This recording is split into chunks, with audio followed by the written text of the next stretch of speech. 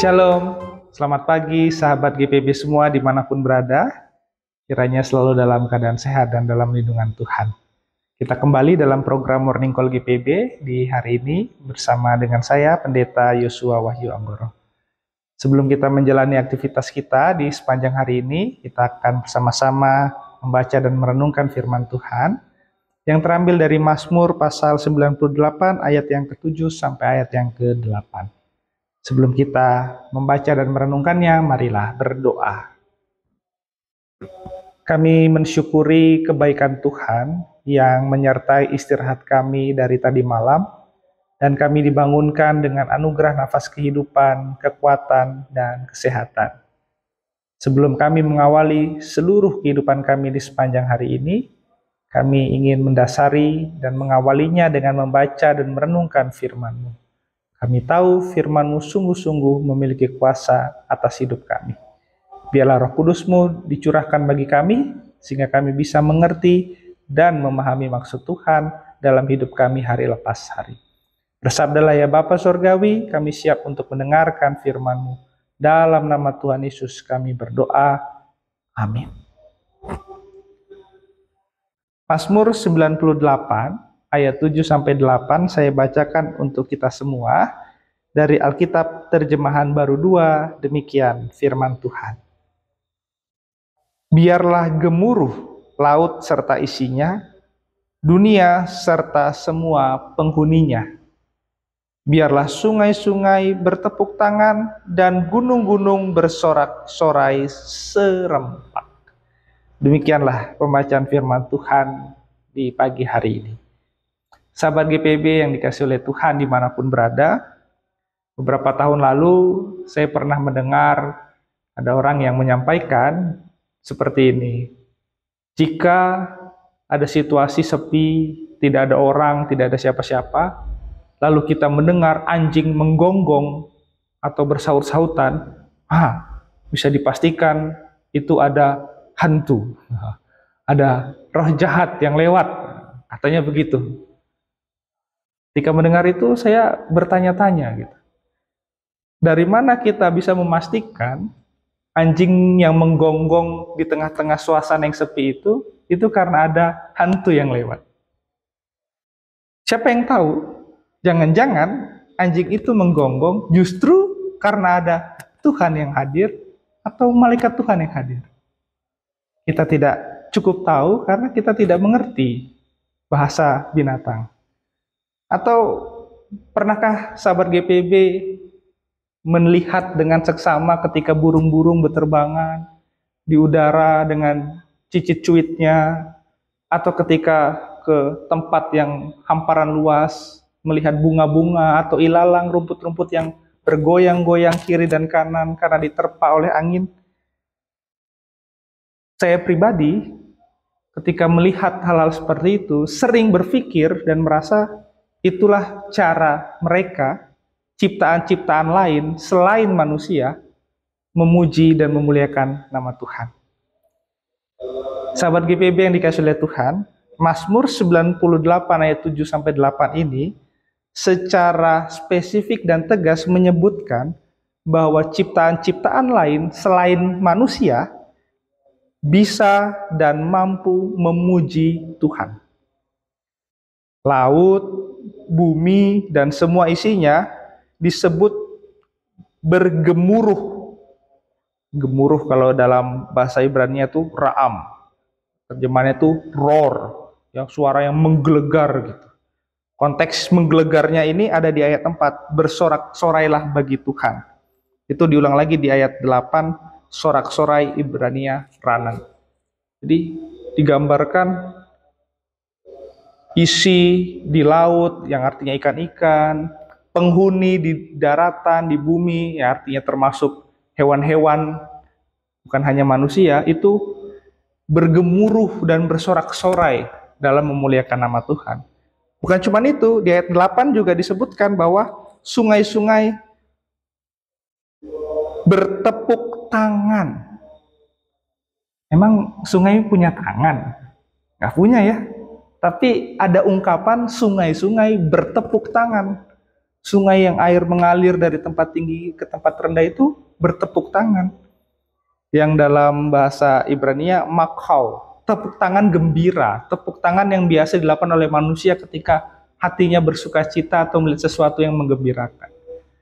Nah, gambaran ini secara jelas mau menunjukkan kemampuan ciptaan-ciptaan lain selain manusia untuk memuji dan memuliakan nama Tuhan. Kita manusia seringkali sadar atau tidak merasa bahwa hanya kita manusia yang memuji Tuhan. Atau karena kita ini terbatas, kita tidak cukup mengerti bahasa-bahasa yang dipakai oleh ciptaan-ciptaan lain selain manusia. Sehingga muncullah asumsi tadi, anjing menggonggong di tempat sepi itu karena ada hantu. Karena di bayangan kita kalau yang sepi-sepi nggak ada siapa-siapa itu hantu gitu ya. Padahal sangat mungkin justru itu adalah cara mereka menyapa Tuhan dalam bahasa mereka. Jadi cara ciptaan lain memandang dan cara Tuhan memandang puji-pujian ciptaan lain selain kita manusia itu berbeda dan seringkali tak mampu kita pahami. Ambil contoh lain, misalnya ketika terjadi gempa bumi, ketika terjadi hujan lebat, petir yang menyambar, kita sering menyebut itu sebagai bencana alam. Atau kalau gunung meletus, kita menyebutnya sebagai bencana alam. Bagi kita manusia, itu bencana. Karena mengancam kehidupan kita, bisa mengakibatkan korban jiwa. Tapi dari perspektif alam, dan dari perspektif Tuhan, bisa jadi itu hanya bagian dari cara Tuhan menata kembali ciptaan-ciptaan itu. Makanya ada spiritualitas menarik yang dimiliki oleh orang-orang di Gunung Merapi. Ketika 2010 terjadi erupsi Merapi yang sangat besar, ya, lalu setelah itu ada penelitian terhadap masyarakat di sana yang mereka harus mengungsi, yang rumahnya hancur, pencaharian mereka tertunda dan sebagainya. Ketika diteliti, ternyata mereka memiliki spiritualitas tidak melihat erupsi itu sebagai bencana, tapi mereka melihat itu sebagai proses alamiah Mbah Merapi dalam menata dirinya, karena mereka selama ini hidup dari sana, dan mereka tahu setelah erupsi itu, mereka akan memperoleh tanah yang jauh lebih subur dari sebelumnya. Itu bagian dari penataan kembali alam semesta.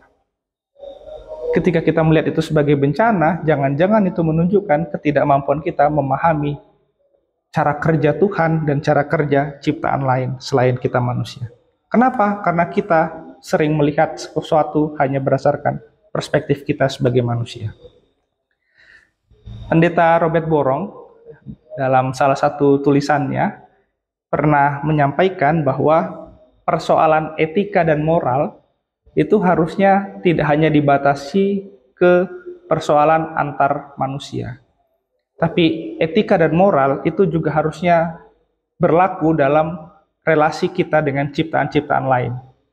Jadi kalau kita misalnya bisa nyebut orang korupsi itu nggak bermoral, bullying nggak bermoral, berzinah nggak bermoral, maka kita harusnya bisa juga menyebut membuang sampah sembarangan itu tidak bermoral, menyakiti binatang-binatang tanpa alasan itu tidak bermoral, merusak alam itu juga tidak bermoral. Jadi levelnya itu sama-sama tidak bermoral.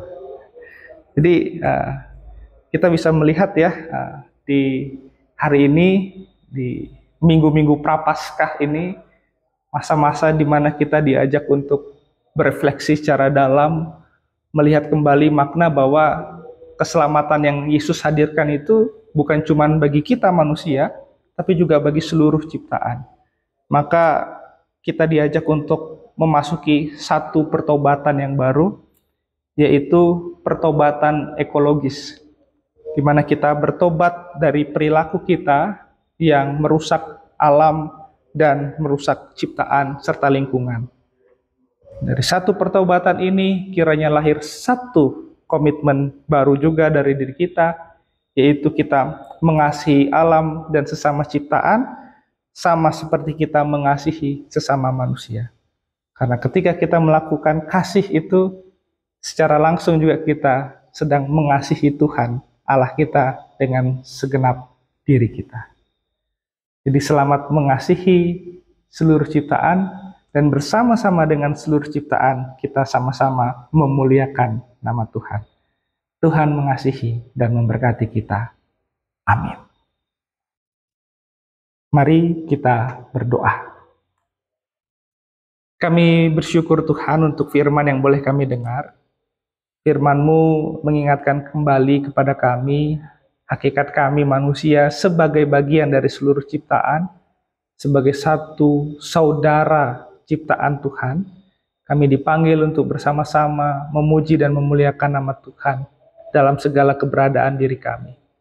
Jauhkan diri kami dari perilaku-perilaku tidak bermoral yang menyakiti alam dan lingkungan serta ciptaan Tuhan yang lain, tapi sebaliknya biarkan kami hidup dalam komitmen yang baru untuk bisa mengasihi sesama ciptaan lain di luar diri kami manusia sebagai sesama ciptaan Tuhan. Berkatilah kami di seluruh kehidupan kami sepanjang hari ini. Segala aktivitas kami serahkan ke dalam tangan pengasihan Tuhan. Untuk sahabat GPIB dimanapun berada yang mungkin sedang dalam pergumulan, Tuhan yang memberkati, menopang, dan memegang mereka semua. Terima kasih ya Tuhan, kami mau serahkan seluruh kehidupan kami hanya ke dalam tangan-Mu. Di dalam nama Tuhan Yesus, Raja di atas segala raja, Tuhan di atas segala Tuhan, atas segala ciptaan, kami berdoa. Amin. Demikian Morning Call untuk pagi hari ini. Salam sehat untuk kita semua. Tuhan memberkati.